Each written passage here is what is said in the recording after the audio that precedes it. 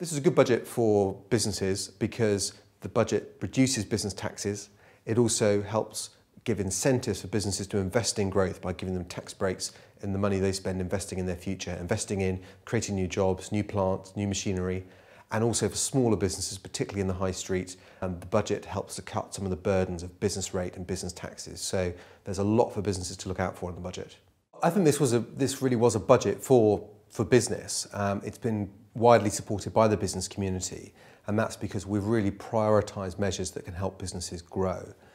Firstly, we've cut the business taxes significantly. So in 2010, company tax was at 28%, and next year it'll be down to 20%.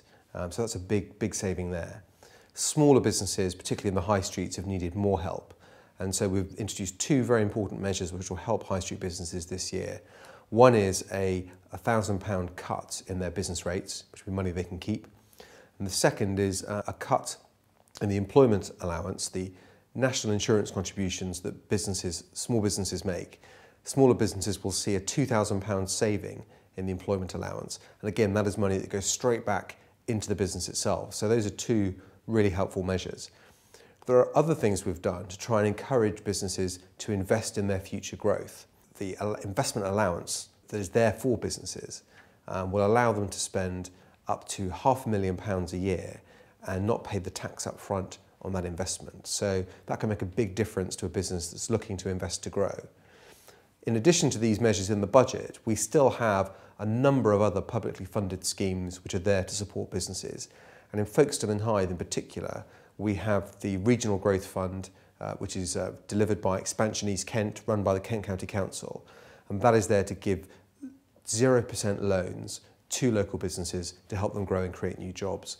And these measures together are, I think, having a very beneficial effect on the business community. As we've come out of recession, we've found that more people are working than ever before, more women working than ever before in particular, and the private sector has created over 1 million new jobs. And locally, we've seen unemployment come down by over 20% in the last 4 years. So there's good news for the local economy, and the measures in the budget should help businesses do more to grow.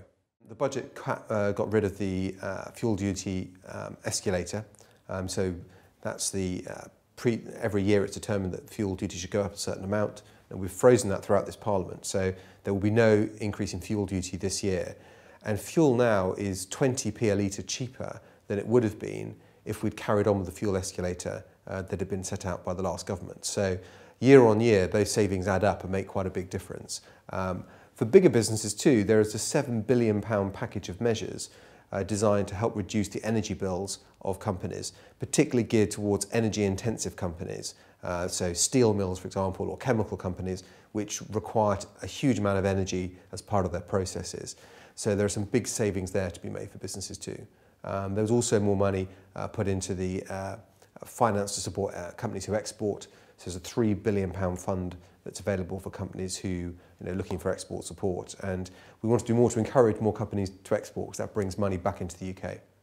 We should be doing as much as we can to encourage local businesses to look at exporting into Europe. A number do. We've got a number of companies like Laser Transport at Link Park in Lim, who are a logistics company that supports exports across Europe. And we've got businesses that do export. But sometimes we need to encourage people to take those first steps and support with investing in the business that makes it easier for that business to export, maybe in personnel, or doing visits to trade fairs, exhibitions in other countries to get an idea of what the customer base is like there.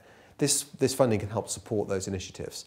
And UKTI, UK Trade and Investment, which is the government body that works with businesses helping to export, is there to give technical support and make introductions as well. But we've really prioritised growing our export markets, but we've got a lot to do, we've got a lot of catching up to do. We particularly want to help businesses that manufacture and make things. That's an important part of rebalancing the economy. I think a really important part of that is the creative sector. We've got a growing creative hub here in Folkestone, but it's also a sector of the economy that is performing really strongly. So the Chancellor was able to confirm in his budget that we've got clearance now to introduce production tax credits for the video games industry, TV production, animation. These sit alongside the tax credits that are already there for filmmaking. So this gives people real incentives to invest in this country. And this business is highly mobile. So a company that's going to invest in making a new film could do that in the UK or in France or in the United States. So the production tax credits save a lot of money for companies looking to invest here, and that creates jobs in those sectors too. And we're looking to expand those tax credits now beyond film and broadcasting into theatre production and regional theatre tours as well. So I think these are a really good way of putting more money back into the creative economy and encouraging other businesses to invest in it. These are the key points I think affect business in the budget, but I'm interested in your views, and you can have your say by visiting the Have Your Say section of my website, which can be found at damiancollins.com.